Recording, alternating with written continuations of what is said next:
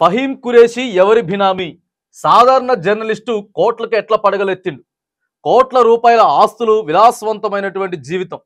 Kings group పేరుతో భూ కబ్జాలు, ఇదే కంపెనీపై ఈడీ ఐటీ సోదాలు. 2 కోట్లు స్వాధీనం చేసుకున్న ఐటీ ప్రశ్నించిన వారిపై బెదిరింపులు. టీజీఎంఆర్ఈ ఐఎస్ ప్రెసిడెంట్గా ఫహీం, మైనార్టీ గురుకులాల టీచర్ పోస్టులోనూ అక్రమాలు. ఒక్కో పోస్టుకు 10 నుంచి 20 లక్షలు వెలకట్టాడని విమర్శలు. షాడో సీఎంపై ఈడీ దర్యాప్తు జరపదా? సీఎం రేవంత్ రెడ్డికి manager, Kings groups director. BRS నేత క్రిషాంక్ సంచలన ఆరోపణలు చేస్తా ఉన్నాడు. ఇక ఫహీం ఖురేషి ఎవరి బినామీ?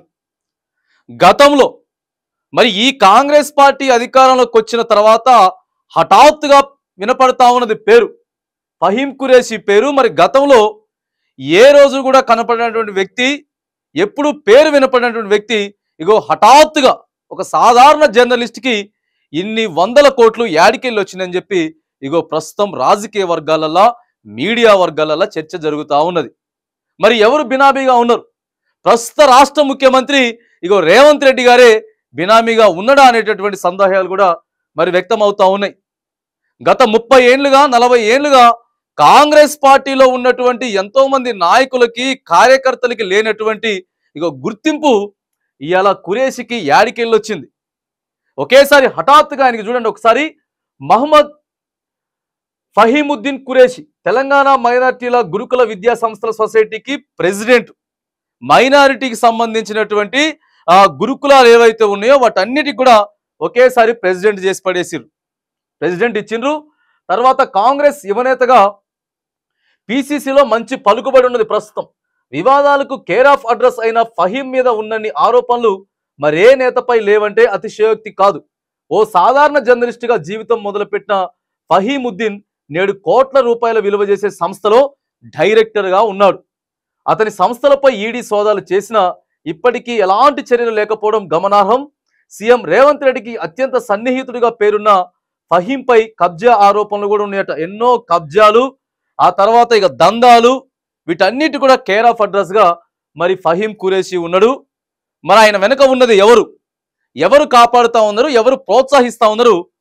ఈరోజు 100 కోట్ల ఆస్తి రావడానికి అతి తక్కువ సమయంలోనే ఇగో ఇన్ని పదవులు రావడానికి మరి వెనక ఎవరు ఉన్నారనేది ఆలోచన వస్తూ ఉన్నది. మరి ముఖ్యమంత్రి గారే వెనక ఉండి మొత్తం నడిపిస్తాడా ఉన్నాడనేటటువంటి విమర్శలు ఇగో ప్రస్తుతం రాజకీయ వర్గాలు హాట్ టాపిక్ గా కూడా ఖురేషి గురించి చెప్తా ఉన్నారు. ఇక నేడు కోట్ల రూపాయలు విలువ చేసే సంస్థలుగా డైరెక్టర్గా ఉన్నాడు.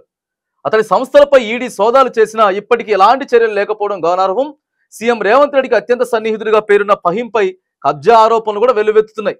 బ్రోకర్ పనులు చేస్తాడని అతని ప్రత్యర్థులు తీవ్ర ఆరోపణలు చేస్తున్నారు.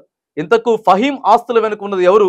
ప్రతిపక్షాల ఆరోపణల వాస్తవం ఏంటిది? ఇక బీఆర్ఎస్ కి సంబంధించినటువంటి నేత, సోషల్ మీడియా మొత్తం కూడా చూసుకున్నటువంటి క్రిషాంక్ మరి అలా ఫహీం ఎవరి బినామీ అని కూడా చెప్తా ఉంటే ఒకసారి 2వ పేజీలో కూడా వారుతున్నది. ఒకసారి మనం చూద్దాం.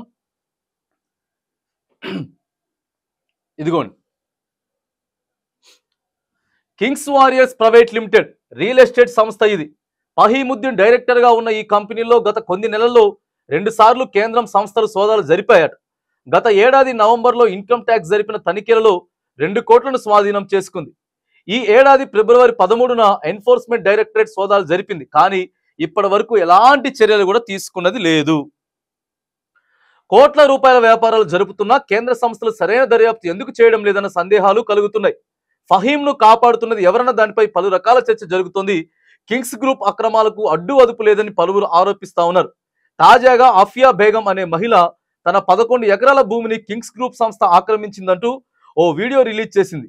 ఫహీం మనుషులు బెదిరింపులకు పాల్పడుతున్నారని తీవ్ర ఆరోపించింది. ఇప్పటి వరకు దీనిపై ఎలాంటి విచారణ లేదు. ఇది ఇలా ఉంటే మైనార్టీ గురుకులాలకు ప్రెసిడెంట్ గా ఫహీం ఉన్నారు. ఆ సంస్థలో జరుగుతున్న అవకతవకలపై కూడా ఎలాంటి విచారణ లేకపోవడం విచారకరమని బాధితులు వాపోతున్నారు. టీచర్ పోస్టులు ఇష్టారీతిన అమ్మేసుకుంటున్నారని, దీనిపై ప్రభుత్వ పెద్దలు మౌనంగా ఉండడం దేనికి సంకేతమని ఇగో పలువురు ప్రశ్నిస్తా ఉన్నారు. ఒక్కో పోస్టుకు 10 నుంచి 20 లక్షలు అమ్ముకుంటున్నారంటూ అభ్యర్థులు రోడ్లపైకి వచ్చి ధర్నాలు చేసినా పట్టించుకున్న నాదుడే లేడు. ఏ మీడియా కూడా వారిని చూపించినటువంటి పాపాను కూడా పోలేదట. ఒక్కొక్క పోస్ట్కి 10 లక్షలు 20 లక్షలు అమ్ముకుంటా ఉన్నారు, అయినా కానీ పట్టించుకోదు. మరి చిన్న విషయానికే ఇక్కడ సిబిఐ పట్టించుకుంటుంది. ఆడ సిబిఐ పట్టించుకుంటుంది, ఈడీ పట్టించుకుంటుంది కేంద్రం నుంచి వెళ్ళి. మరి వీళ్ళ మీద ఎవరు దర్యాప్తులు చేయాలి? 10 లక్షలకి 20 లక్షలకి ఇగో ఒక్కొక్క ఉద్యోగాలు అమ్ముకుంటా ఉన్నారు, సంబంధం లేని వాళ్ళు వచ్చి పదవులు అనుభవిస్తూ ఉన్నారు. మరి ఉన్నటువంటి వెనక ఎవరున్నారు? బినామీలంతా కూడా ఈ ఆస్తులకి బినామీలు ఎవరు అనేది ఇక్కడ కనపడుతుంది. అంతేగాక బిల్లులో 10% కమిషన్ దండుకుంటున్నాడన్న ఆరోపణలు కూడా ఉన్నాయి. రేవంత్ సర్కార్లో కీలకంగా వ్యవహరిస్తున్నారని, అక్రమాలకు పాల్పడుతున్నా కనీసం టచ్ చేసే స్థితిలో ఏ పోలీస్ అధికారి లేడన్న ఆరోపణలు ఉన్నాయి. సాక్షాత్తు ఈడీ ఎంక్వైరీ చేసి తర్వాత ఏమీ పట్టనట్టు వ్యవహరిస్తుందని, దీన్ని బట్టే ఫహీం ఎంత బలంగా ఉన్నాడో అర్థం చేసుకోవచ్చని పలువురు వ్యాఖ్యానిస్తున్నారు. జర్నలిస్టుగా మెల్లగా రాజకీయ పరిచయాలు పెంచుకొని కమిషన్లకు అలవాటు పడి ఇప్పుడు సీఎం రేవంత్ రెడ్డి దగ్గరయ్యాడన్న ప్రచారం జరుగుతోంది. కోట్ల రూపాయల ఆస్తులు, స్పోర్ట్స్ కార్లు, విలాసవంతమైన భవనాలు ఆయన సొంతమని, కానీ ఇవన్నీ ఎక్కడవని ప్రశ్నిస్తే అది బేతాల ప్రశ్నే అవుతుందని నెటిజన్లు అంటున్నారు. ఎవరి ఫహీం ఖురేషీ అనే దానిపై సరిగ్గా ఫోకస్ చేస్తే అసలు బండారం బయటపడుతుందని చెప్పి కూడా మరిగా పలువురు చర్చించుకుంటా ఉన్నారు. ఇక షాడో సీఎం ఫహీం అని చెప్పి క్రిషాంక్ మాట్లాడుతున్నాడు. బీఆర్ఎస్ కి సంబంధించిన క్రిషాంక్ ఫహీం ఖురేషీపై బీఆర్ఎస్ నేత క్రిషాంక్ సంచలన ఆరోపణలు చేశారు. కింగ్స్ గ్రూప్ లో డైరెక్టర్ గా ఉన్న ఫహీం ఖురేషీపై ఈడీ ఎందుకు చర్యలు తీసుకోవడం లేదని ప్రశ్నించారు. సీఎం రేవంత్ రెడ్డికి ఫహీం మేనేజర్ అని, ఒకనాటి న్యూస్ ఛానల్ ఉద్యోగికి నేడు ఇన్ని కోట్ల రూపాయల బిజినెస్ ఎక్కడి నుంచి వచ్చాయని ఎక్స్ వేదిక నిలదీశారు.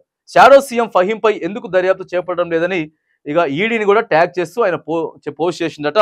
మరి సిబిఐలు, ఈడీలు, ఇక ప్రతిపక్షంలో ఉన్నటువంటి నాయకులు ఇగో చిన్నగా చేసినా కూడా దాన్ని పెద్దగా చేసి ఇక జైళ్లలో పెట్టి కేసులంటూ దర్యాప్తులంటూ ఇబ్బంది పెట్టేటటువంటి మరి ఇప్పుడు మరి రాష్ట్ర ప్రభుత్వానికి, కేంద్ర ప్రభుత్వానికి, మరి దర్యాప్తు సంస్థలకి మరిగో ఇక్కడ జరుగుతున్నటువంటి 10-20 లక్షలకి పోస్టులు అమ్మేసుకొని ఇష్టానుసారంగా చేస్తున్నటువంటి మనకు కనిపించట్లేదా? మనం ఇగో డిమాండ్ చేస్తా ఉన్నాం. కేంద్ర దర్యాప్తు సంస్థలు ఏవైతే ఉన్నాయో ఇలాంటి వారిపై ఫోకస్ పెట్టాలి, దర్యాప్తులు కూడా చేయాలని చెప్పి కూడా మనం డిమాండ్ చేస్తా ఉన్నాం.